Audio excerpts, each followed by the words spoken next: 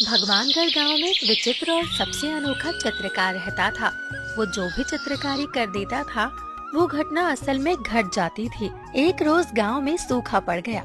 विचित्र चित्रकार जिसका नाम मनोज था, वो अपनी झोपड़ी के अंदर बैठकर इस बारे में सोच रहा था। इस बार तो गांव में सूखा पड़ गया है। गांव वाले बेचारे गरीब हैं। लोगों की खेती किसानी सब बंद हो गई है।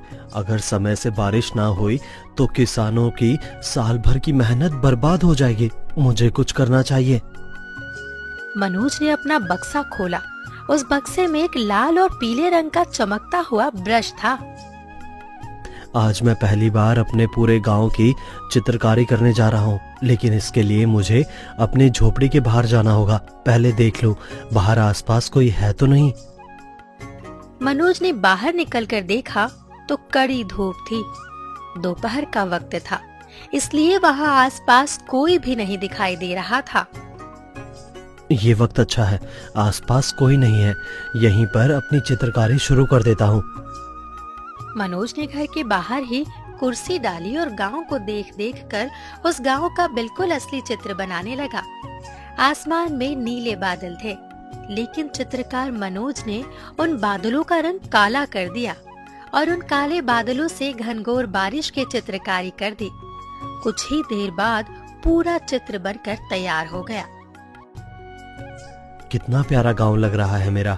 असल में तो इस गांव में कड़ी धूप निकली है, लेकिन मेरे चित्र में घनघोर बारिश हो रही है। अब देखना थोड़ी देर में बारिश होने लगेगी। मनोज वो चित्र लेकर झोपड़ी के अंदर आया और दीवार पर चिपका दिया।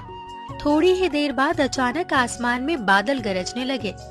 जो आसमान अभी नीला था वो काला पड़ गया और ठीक वैसे ही घनघोर बारिश होने लगी जैसा उसने चित्र बनाया था। मनोज का हृदय खुशी से भर गया। हे भगवान, तेरा लाख लाख शुक्रिया कि बारिश होने लगी। तूने मुझे एक अद्भुत कलाकारी दी है। इसके लिए आपको शत शत नमन है प्रभु। बारिश होता देख सभी गांव के लोग अपने अपने घर से बाहर निकल आए और खुशी से झूमने लगे। बच्चे बरसात में लौटने लगे। गांव का मौसम ऐसा हो गया था जैसे सावन खुद ही गीत गा रहा हो। हरे भरे पेड़ खुशी से झूम उठे थे। हर पक्षी गीत गा रहा था। खेतों में फसलें लहराने लगी थी। भगवान ने तो चमत्कार कर दिया। कई सालों से हम बारिश का इंतजार कर रहे थे, पर बारिश नहीं हुई। पर आज देखो, अचानक बारिश हो ही गई, है ना गजेंद्र काका? हाँ मनोहर, मुझे भी अपनी आंखों पर यकीन नहीं हो रहा। अभी कुछ मिनट पहले ही तो इतनी कड़ी धूप निकली हुई थी, पर अचानक बारिश कैसे होने लगी? ये भगवान का चमत्कार ही है और कुछ नहीं। चलो हम लोग अपने खेतों की तरफ चलते हैं। चलो बच्चों। रुकिए, हम भी आप लोगों के साथ चलते हैं। गांव के सभी आदमी, औरतें, बच्चे भागते हुए अपने खेतों की तरफ पहुंचे तो देखा उनकी फसलें लहरा रही थी। अपनी फसलों को लहराता देख गांव वाले मंत्रमुग्ध हो गए। कई दिनों से हम सभी गांव वाले प्रधान जी से ट्यूबवेल से पानी देने के लिए मांग रहे थे, पर उन्होंने हमारी मांग को ठुकरा दिया। लेकिन भगवान अपने भक्तों की मांग कभी नहीं ठुकराता। उसने हमें मुफ्त में बारिश दे दी। अब हम सभी लोग हाथ जोड़कर ऊपर वाले का शुक्रिया अदा करते हैं। सभी गांव वालों ने हाथ जोड़कर आसमान की तरफ देखा और ऊपर वाले का शुक्रिया अदा करने लगे। दूर खड़ा होकर मनोज ये सब देखकर बहुत खुश हो रहा था। पानी की बूंदें गांव वालों के चेहरों पर पड़ रही थी। ये दृश्य मनोज के हृदय को प्रफुल्लित करता जा रहा था। हे प्रभु, मैं भी तेरा शुक्रिया अदा करना चाहता हूँ कि कम से कम मेरी चित्रकारी की वजह से गांव वाले आपको याद तो कर रहे हैं। तो इस तरह इस बार गांव वालों की फसल बहुत अच्छी हो गई, लेकिन मनोज की चित्रकारी के बारे में गांव में किसी को भी नहीं पता था।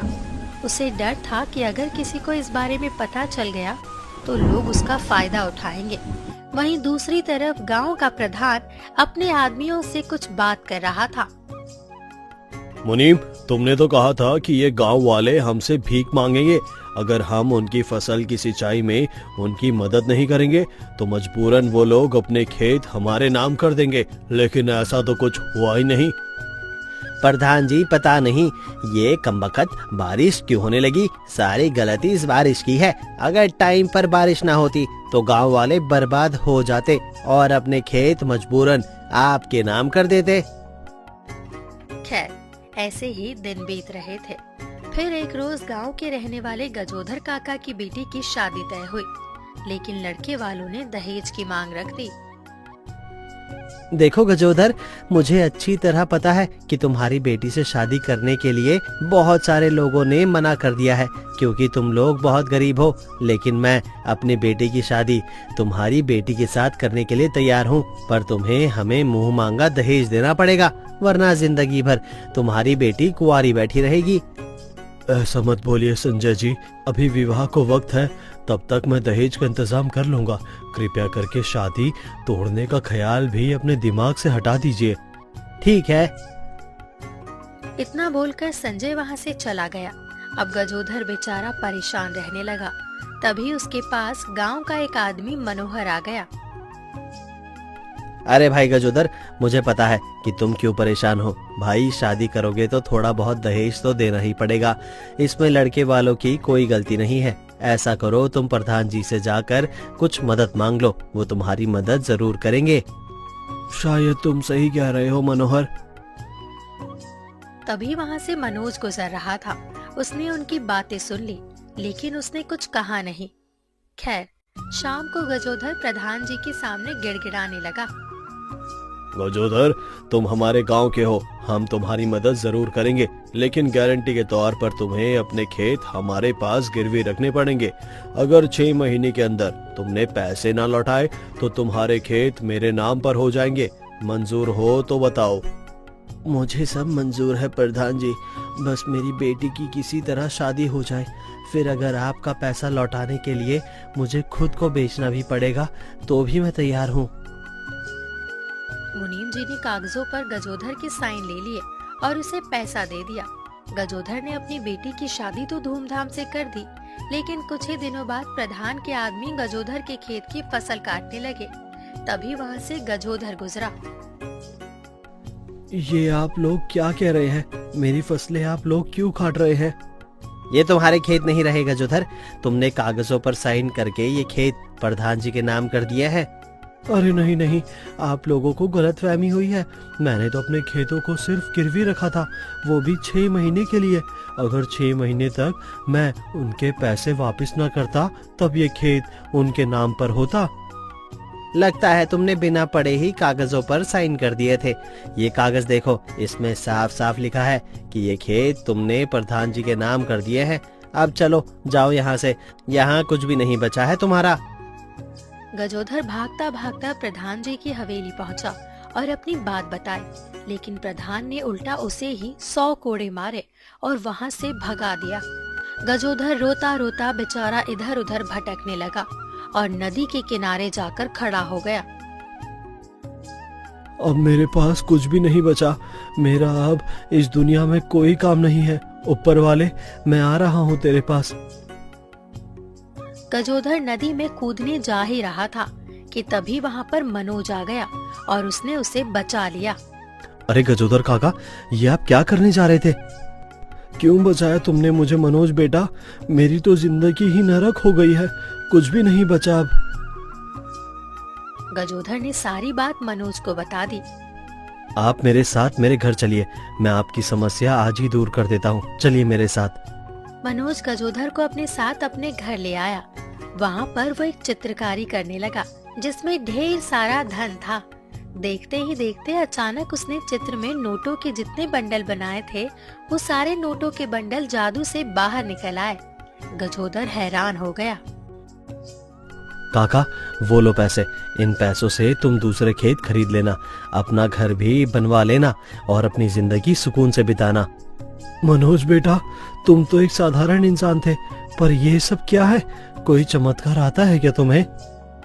काका, आप तो जानते ही हैं कि मेरे पिता बहुत अच्छे चित्रकार थे। उन्होंने ही मरते समय मुझे ये कला सिखाई थी और ये जादुई ब्रश भी दिया था। इस ब्रश से मैं जो भी चित्रकारी करता हूँ वो घटना असल घट जाती है। कुछ दिनों पहले जब गांव में बारिश नहीं हो रही थी तो मैंने ही अपनी विचित्र चित्रकारी के जरिए गांव में बारिश कराई थी, जिससे गांव वालों की फसलें लहराने लगी थी। जब मनोज उन्हें ये सब बता रहा था तो खिड़की से प्रधान का एक आदमी चुपके से ये सब सुन रहा था। उसने भागकर सारी बातें प्रधान जी को बता दी। अच्छा, तो ये बात है, जल्दी से खेतों से मुनीम को बुलाकर लाओ, मुझे वो ब्रश किसी भी कीमत पर चाहिए। वहीं दूसरी तरफ गजोधर काका ढेर सारे पैसे पाकर बहुत खुश हुए और पैसे लेकर चले गए। वहीं करीब आधी रात को मुनीम अपने कुछ आदमियों के साथ चुपके से मनोज की झोपड़ी के अंदर घुस गया। लगता है वो ब्रश इस बक्से के अंदर ही रखा होगा।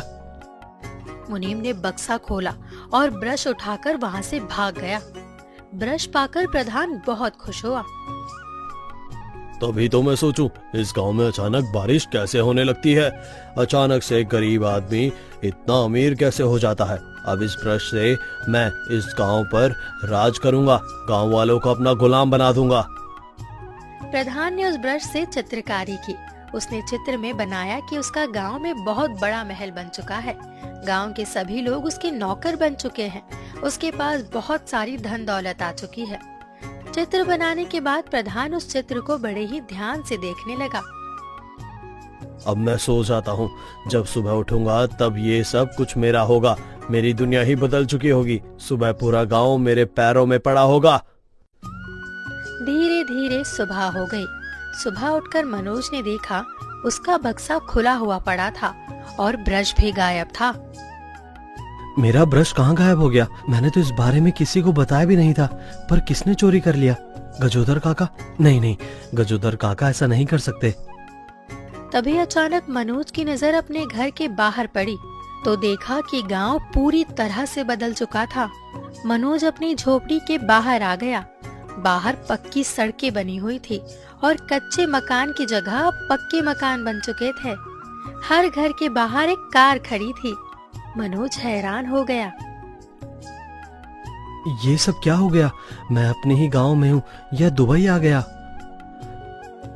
मनोज ने जब पीछे पलटकर देखा तो उसका घर भी अब आलीशान बन चुका था।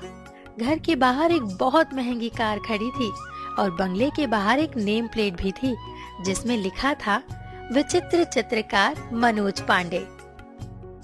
आगे जाकर देखता हूँ। आगे थोड़ी दूर मनोज ने जाकर देखा तो प्रधान और उसके आदमी सड़क के किनारे भीख मांग रहे थे। जैसे ही प्रधान ने मनोज को देखा, अरे मनोज भाई, ये लो अपना ब्रश, कल रात मैंने ही इसे चोरी कराया था। तभी वहाँ सभी गांव वाले आ गए। मनोज ने वो ब्रश ले लिया।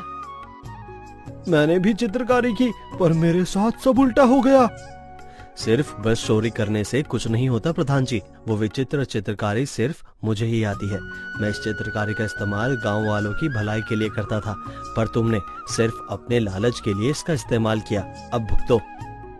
अपनी विचित्र चित्रकारी से मुझे फिर से इस गांव का प्रधान बना दो। नहीं मनोज बेटा, इसने हम गांव वालों के साथ बहुत अत्याचार किए हैं।